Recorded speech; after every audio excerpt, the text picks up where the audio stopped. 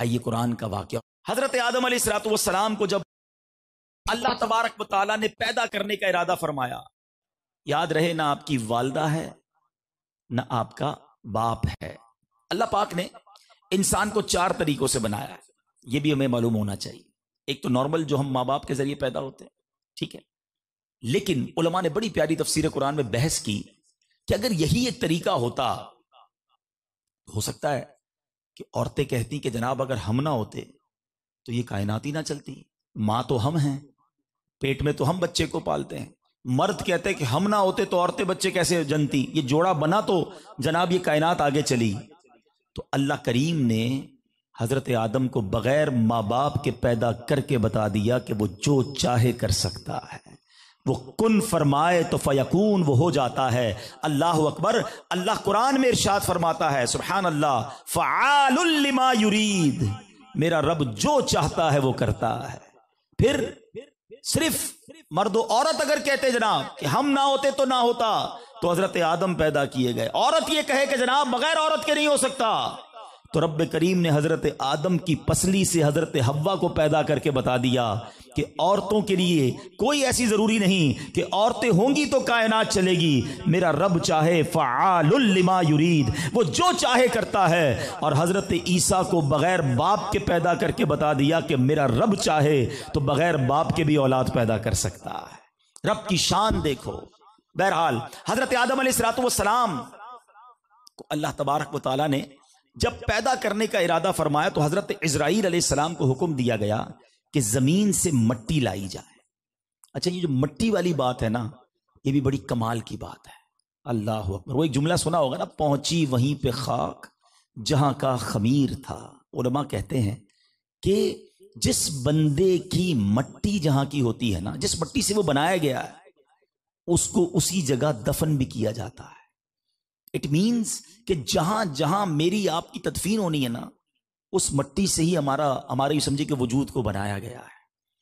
अच्छा, ये आपको भी पता होगा और आपने देखा भी होगा कि बंदा किसी ना किसी बहाने से वहां पहुंचता है जहां उसका इंतकाल होना होता है, जहां उसकी तदफीन होती है। बाज़ औक़ात कई साल बैरून मुल्क में रहता है, किसी काम से आता है, इंतकाल होता है और यहां दफन हो जाता है। कोई बंदा बैरून मुल्क जाता है, वहीं इंतकाल होता है, वहीं दफन होता है, क्योंकि मट्टी वहीं की थी।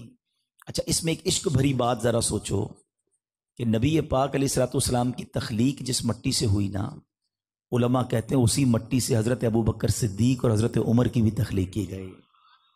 इन सहाबा की शान तो सोचो कैसी है। अल्लाह अकबर कि रब्बे करीम ने इनको पैदा करने से पहले इनके लिए जो मट्टी सुभान अल्लाह अपने हुक्म से गोया अता फरमाई, ये वही मट्टी है कि जिस मट्टी से मेरे आका की तख्लीक हुई।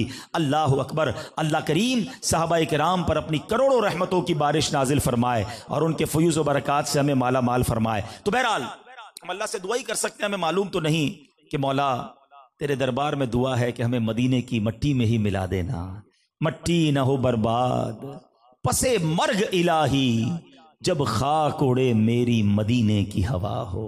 अल्लाह करे कि वही हमें तदफीन नसीब हो। तो हजरत आदम अलैहिस्सलाम की जब तख्लीक हुई तो हजरत इजराइल अलैहिस्सलाम को कहा गया कि मट्टी लाई जाए जमीन से।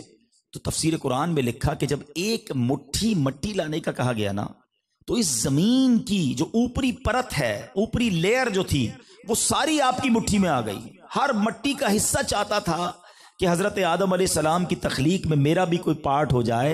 अल्लाह अकबर। तो अब जब वो मट्टी आई ना, तो उसमें सफेद मट्टी भी थी, सियाह भी थी, सुर्ख भी थी, जर्द रंग की भी थी, नरम भी थी, सख्त भी थी, मीठी भी थी, तल्ख भी थी, नमकीन भी थी, फीकी भी थी। ये सारी मट्टियों का यूं समझिए कि एक इम्तिजाज था जो हजरत इजराइल की मुट्ठी में था। आज किसी के जहन में सवाल आता होगा, सारे आदम की औलाद हैं, अंग्रेज गोरे होते हैं, अफ्रीकन काले होते हैं, किसी के बाल घुंघरियाले, किसी के बाल गोल्डन, किसी के बाल सीधे, हम पाको हिंद वाले सांवले रंग वाले, एक ही आदम और हव्वा की औलाद, ये इतना फर्क क्यों है? उलमा फरमाते हैं कि वो जो मट्टी मिलाई गई थी उसमें मुख्तलिफ दुनिया के खित्तों की मट्टी शामिल थी। अल्लाह ने हजरत आदम की नस्ल से तमाम मट्टियों की जो उसकी चाशनी थी, जो उसकी तासीर थी, उसके मुताबिक औलाद आदम जो है वो बढ़ती चली गई। सुभान अल्लाह। अब इस मट्टी को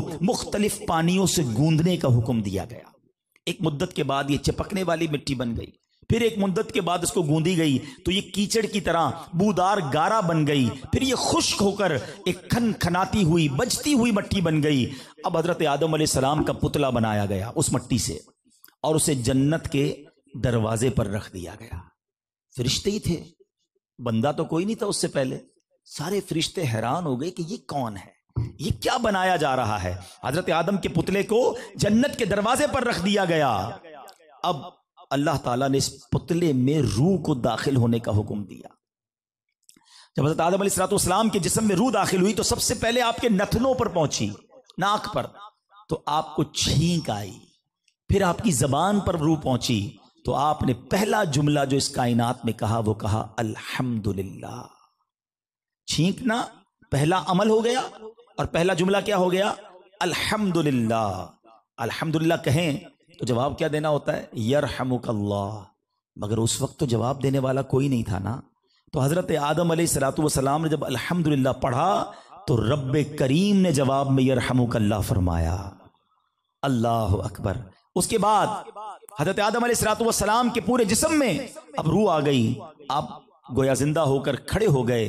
तिरमिजी शरीफ और अबू दाऊद की हदीस में है कि हजरत आदम का पुतला जिस मिट्टी से बनाया गया, चूंकि वो मुख्तलिफ रंगों और मुख्तलिफ कैफियतों की मिट्टियों का मजमुआ था, इसलिए आपकी औलाद यानी इंसानों में मुख्तलिफ रंगों और मुख्तलिफ मिजाजों वाले लोग हो गए। कोई नर्म मिलता है, कोई सख्त मिलता है, कोई शीरी मिलता है, कोई तल्ख मिलता है। अजब अजब मिजाज हैं लोगों के।